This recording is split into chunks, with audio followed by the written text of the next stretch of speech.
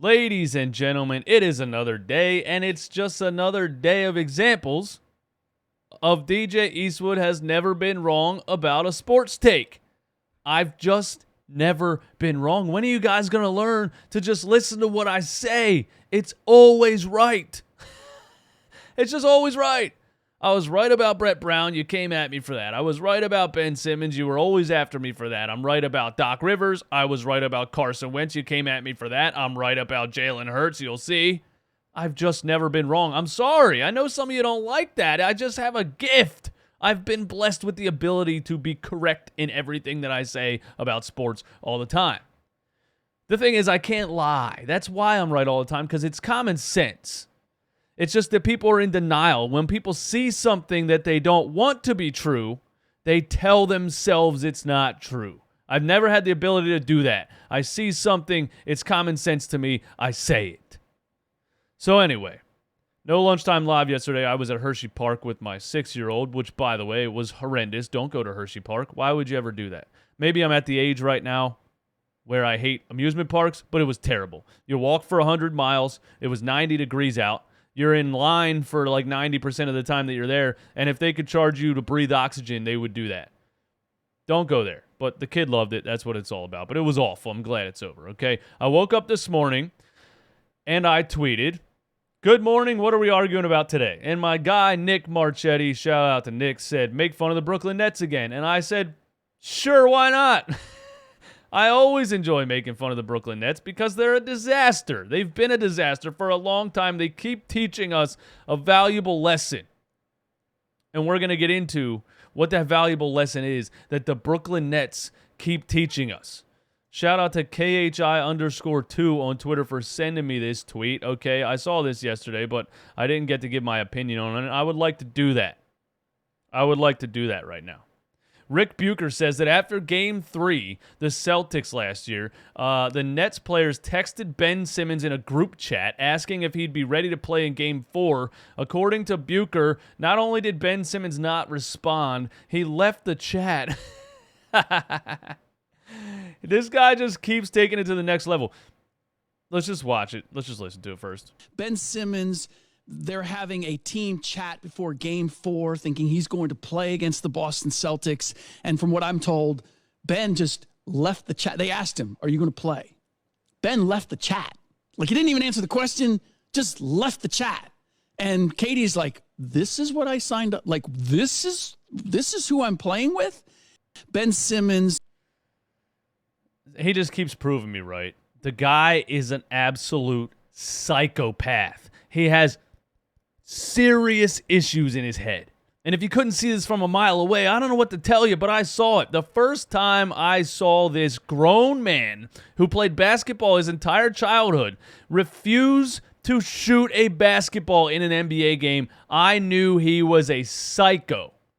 I knew he had serious things going on. This guy is on another planet.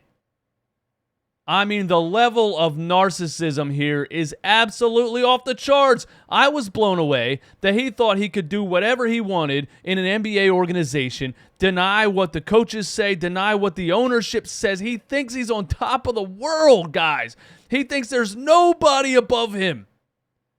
He doesn't believe in a boss. He doesn't believe in following the rules. He just does whatever the hell he wants all the time. And the fact that he was in a group chat with Kevin Durant and Kyrie Irving, and all they see at the bottom is Ben Simmons has left the chat.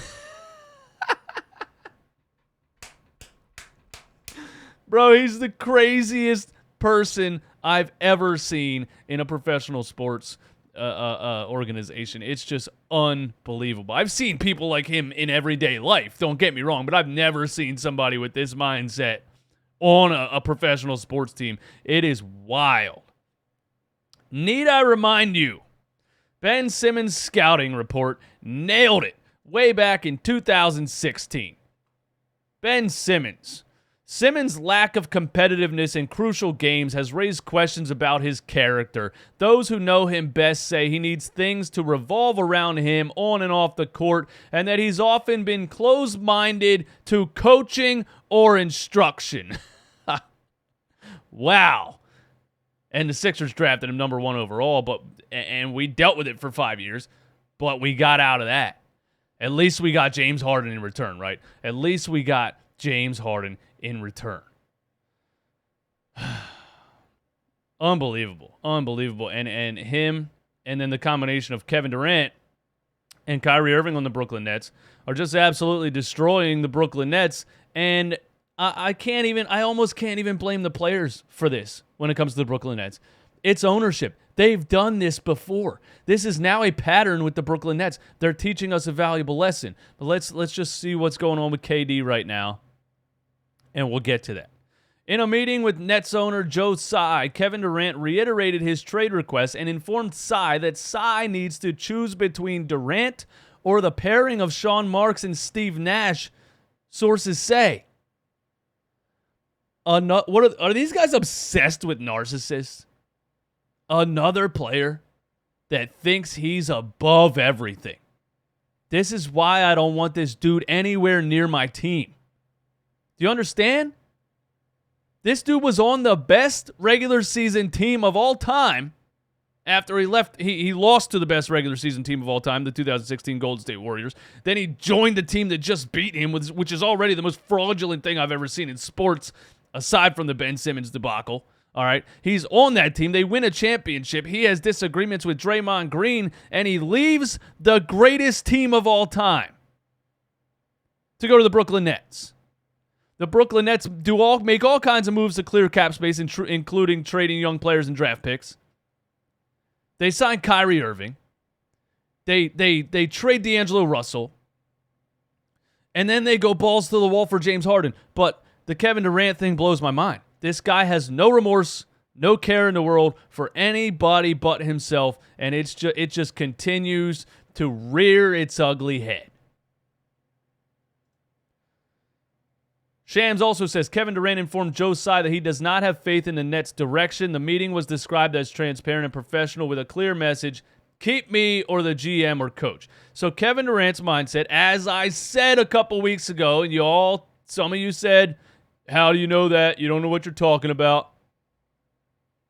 I said a couple weeks ago, this dude wants the best team around him or he's going to leave. But he had the best team in Golden State. You know what Kevin Durant's like? Kevin Durant's like, I'm not going to say it, but just somebody who's never happy. He could have everything in the world. You're on top of the world. You're one of the best players ever. You're on one of the best teams ever, and it's not enough. Then a team does everything for you. You ever date somebody like that? You do everything for them. Everything. And they find something wrong. It's never enough because they're not happy inside. There's no other reason for a millionaire Hall of Fame NBA player like Kevin Durant to be on Twitter replying to Joe Schmoes and getting in arguments.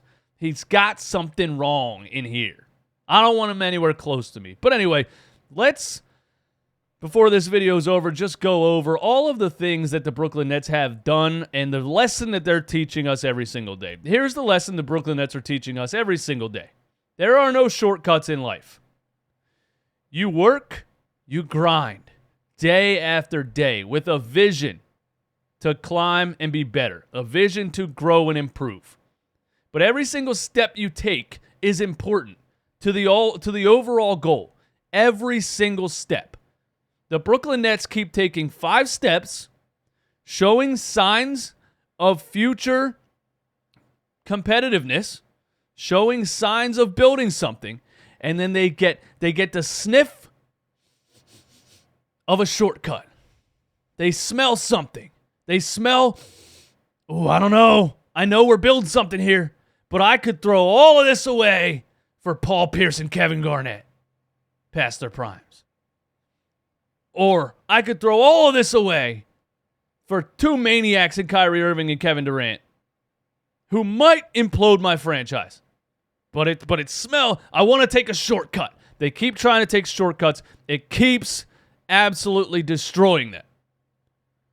Let's just reiterate what they've done as far as shortcuts go. Okay, in 2013, Kings shipped Gerald Wallace, Marshawn Brooks, Chris Humphries, Keith Bogans, Chris Joseph, and first-round picks in 2014, 2016, 2018, as well as swap rights in 2017 to Boston for Kevin Garnett, Paul Pierce, Jason Terry. The trade was supposed to elevate the Nets to title contenders. It ultimately crippled the franchise. And then they stunk for a lot of years in a row. And they didn't even own their pick in 2017. So they were the worst team in the league in 2017 at the top of the draft. And the Boston Celtics had the first pick, who they traded to the Sixers for Markelle Fultz. We're not going to talk about that. But the Nets imploded themselves all the way back in 2013. And then they did it again. They cleared cap space for Kevin Durant and Kyrie Irving. And then they traded D'Angelo Russell, and then the James Harden trade absolutely imploded their franchise once again. The Houston Rockets are trading James Harden to the Brooklyn Nets. The Athletic Shams Charney reported that the Nets will send Karis LeVert, Jarrett Allen, and a package of 4 first-round picks plus 3 future pick swaps to the Rockets in exchange for James Harden. Wow. Who basically, before leaving Houston, didn't even say he wanted to go to Brooklyn. He gets there, has one conversation with nutjob Kyrie Irving, and says, "Get me the hell out of here." And then they're forced to trade him to the Sixers for Ben Simmons. So they traded 7 first-round picks for Ben Simmons, who left the group chat. Stop taking shortcuts. That's why the 76ers should not impede their progress to greatness right now to get Kevin Durant on the team. They should not give up everything they've done in the past how many years throughout the entire process to put Kevin Durant on the team. They should not do it, because as soon as it goes wrong, as soon as maybe Joel Embiid gets a concussion and is out for 2 weeks, Kevin Durant requests a trade. Don't do it. It's time for everybody to stand up to these narcissistic maniac athletes who think they run everything. It's time to stand up. Get Ben Simmons out of here. Get Kevin Durant out of here. I don't want any of these maniacs near me. That's all I got, man. And thank you, Nick, for telling me to make fun of the Brooklyn Nets today, because I enjoyed it. And by the way, if you're looking at this shirt, this was given to me as a Christmas present a couple of years ago, and I actually never wore the shirt. Here lies hope for Ben Simmons' jump shot. So I figured I would wear the shirt today to make this video. That's all I got, man. If you're brand new, hit the subscribe button. Hit the like button on the stream. That helps me out greatly. Seriously, just hit the like. It makes creators grow insanely when people hit the like button. So just hit the like button for me, okay? And leave a comment down below. If you don't have anything to say, just put your favorite emoji in the chat. All right? All for the algorithm. Thanks for tuning in. I'm out of here. Peace.